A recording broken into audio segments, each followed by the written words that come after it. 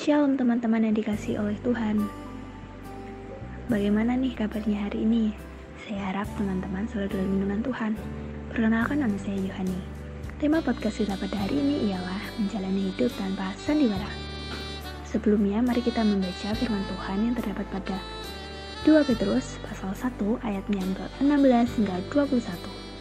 Demikianlah firman Tuhan. Sebab kami tidak mengikuti dongeng-dongeng isapan cemburu manusia.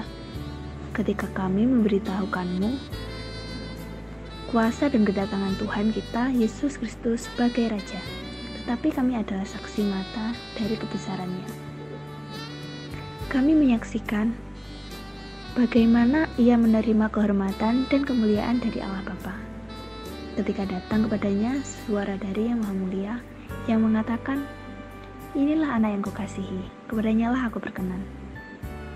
Suara itu kami dengar datang dari surga ketika kami bersama-sama dengan Dia di atas gunung yang kudus.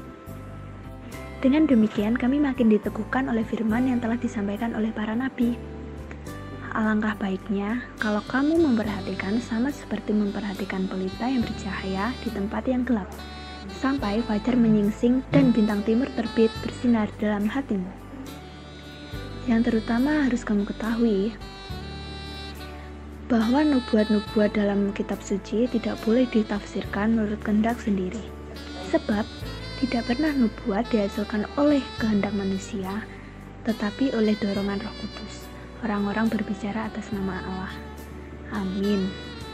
Menurut Kamus Besar Bahasa Indonesia (KBBI), kata dongeng memiliki arti cerita yang tidak benar-benar terjadi, terutama tentang kejadian zaman dahulu yang aneh-aneh, atau kutipan berita dan sebagainya yang bukan-bukan atau tidak benar.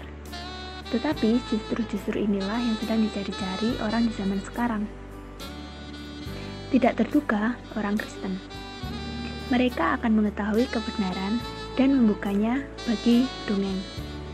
2 Timotius pasal 4 ayat 4. Mereka seringkali lebih menyukai khotbah ringan yang meninabukan, khotbah yang bisa membuat tertawa lepas, dan khotbah yang menghibur.